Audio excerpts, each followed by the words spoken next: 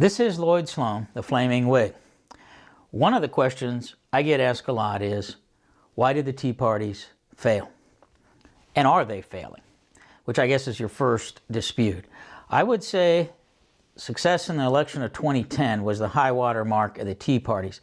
And since then, the Tea Parties have lost their founding issue to what we would call the progressive left, or the Occupy Wall Street movement. That meaning the TARP bailouts. This is the key to understanding what happened to the Tea Parties and how we can now be looking at an election with Mitt Romney and Paul Ryan at the top of the Republican ticket, both of whom support the Bush 2008 TARP bailouts. Essentially, that tactical error was made within the Tea Parties once the Obamacare issue began.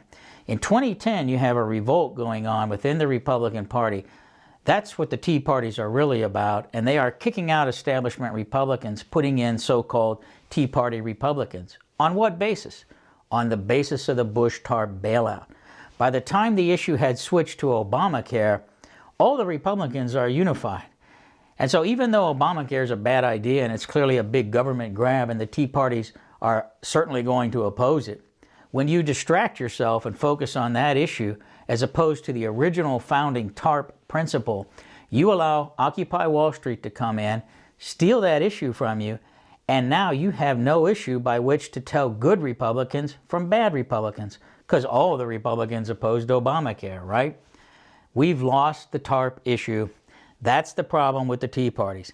Get back to focusing on the debt, get back to focusing on the size of government, and you'll be fine. We'll get our Tea Parties back. We'll get rolling again.